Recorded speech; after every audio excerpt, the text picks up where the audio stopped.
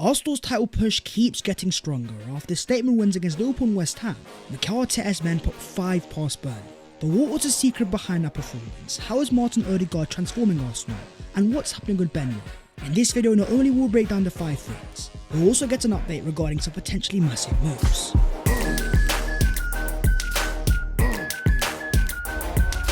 Yo, what is going on, guys? My name is Basketball Scene. Welcome back to your boys channel. When Arsenal are in sensational form, 5 past Burnley and 6 past West Ham. We have got so much to break down, as per. Smash a like if you enjoyed, subscribe to the channel if you are new, and help your boy as we are less than 10,000 away from the big 200k. But of course, we got to start off with what we learned from Burnley 0, Arsenal 5. Going into 2024, a massive concern for Arsenal fans was the attack. Having failed to beat West Ham, Liverpool and Fulham, after a trip to Dubai, something changed at Arsenal. Because since then, Arsenal have won 5 games out of 5 and scored a whopping 21 goals. In Arsenal's most difficult moment of the season, they had to find a difference maker. So up stepped Bukayo Saka, dropping an 8.4 rating in this game after a 9.7 in the game before.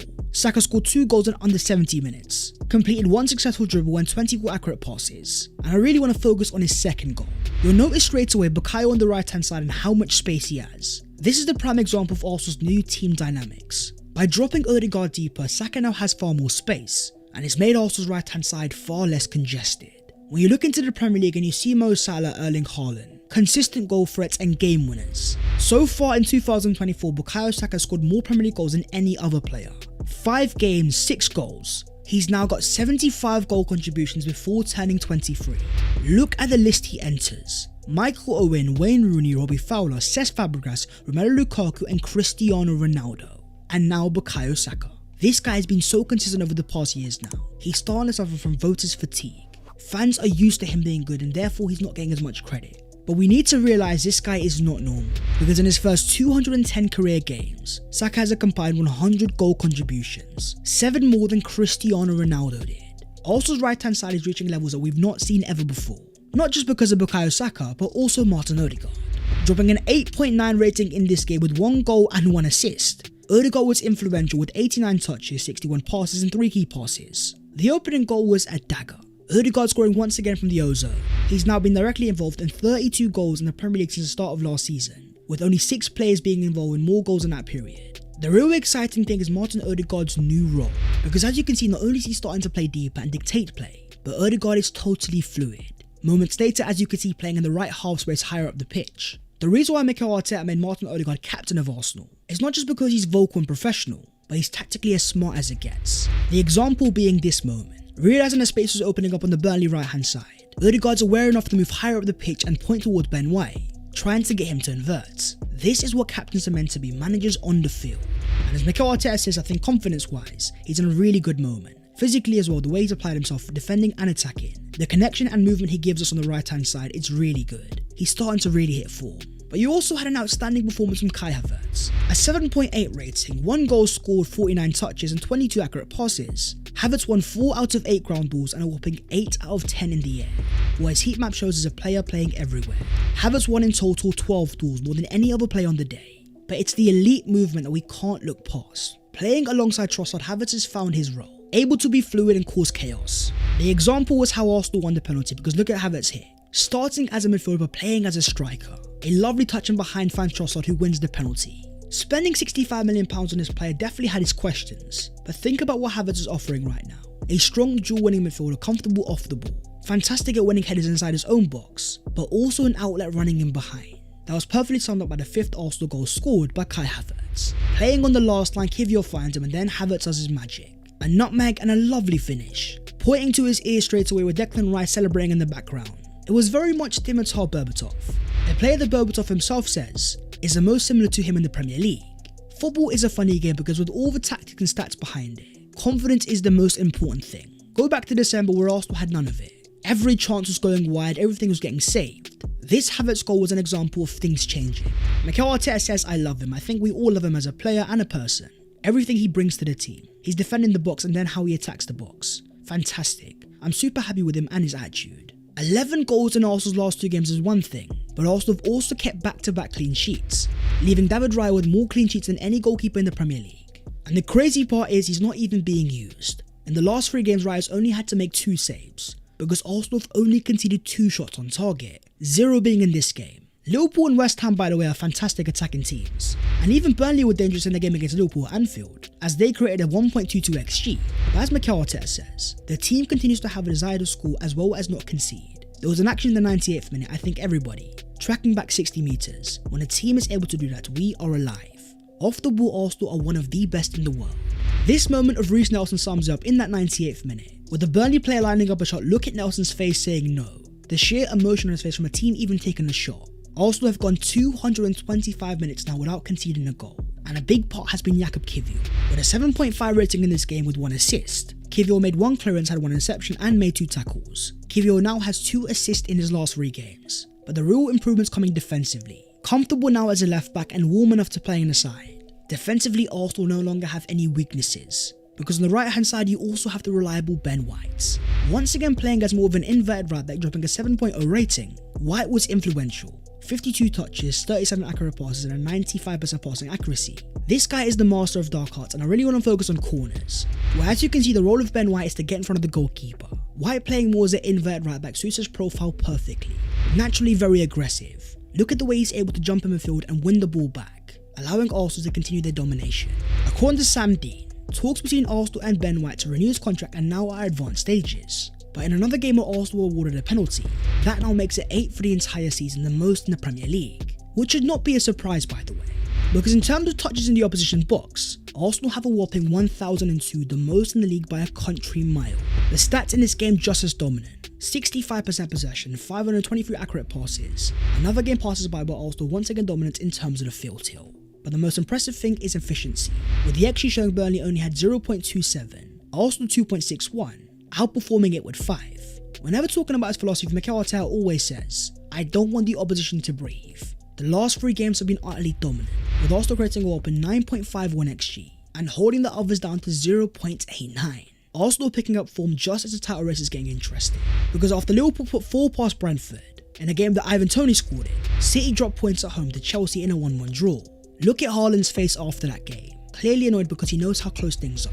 Arsenal moving to 2nd place in the Premier League title race, 2 points clear of City who have a game in hand, and only 2 points behind Liverpool. 11 goals in our last 2 games means Arsenal now have the best goal difference in the Premier League, which in a title race that is so close and tight, it essentially gives Arsenal an extra point. Go back to the start of the year and we were talking about one specific thing.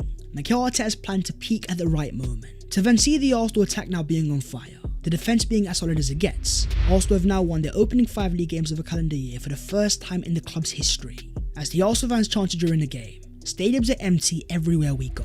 Let's move on to the breaking news. Going into the summer of 2022, Arsenal signed a player out of Brazil. That was Marquinhos, and there was definitely promise. But fast forward to 2024 and he's going back to Brazil. As Arsenal confirmed, good luck to Marquinhos, who has joined Fluminense on a loan deal.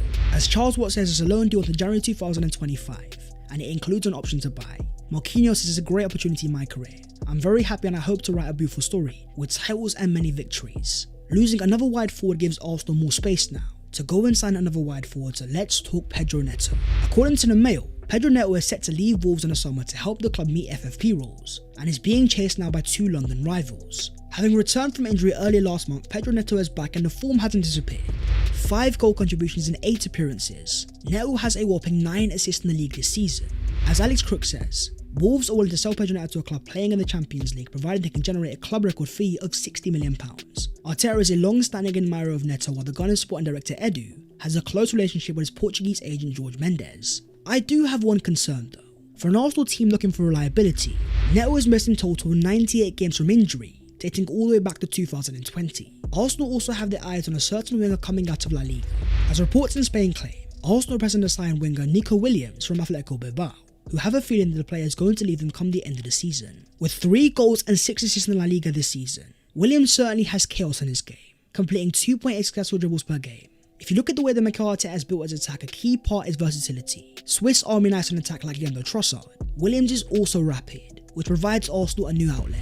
Fabrizio Romano confirms, Arsenal have sent their scouts to follow Nico Williams of Atletico Bilbao multiple times, but it's the same for Chelsea as they also included him in the list last summer. Let's talk Ivan Toney though, once again on the score sheet against Liverpool. Toney now has 4 goals in 5 games this season since returning. That's the same amount as Gabriel Jesus, who's played a total of 17 games. Fabrizio Romano has already confirmed that Toney is going to be on the move in the summer, so Brentford are also making their move as Sam Dean confirms. They have already signed a striker, with a deal of around £30 million for Club Brugge's Igor Thiago being done. With Ivan Toney almost certainly leaving, Thomas Frank says we are ahead of the curve. That's because, as he says, Ivan Toney will most likely be sold in the summer. He will only have a year left on his contract, so it's quite obvious. This winter we actually had no bids for him. Arsenal are guaranteed to sign a top forward this summer, and there is a certain someone that's going to be available on a free transfer, and he's a pretty decent player. As Fabrizio Romano confirms, Kylian Mbappe has informed PSG president Nasser Al-Khelaifi that he will leave the club as a free agent. The terms of departure are yet to be fully agreed, but he will leave Paris in the summer. And here are the odds of his new club. Favourites are clearly Real Madrid, but look slightly behind him, and you will see Arsenal.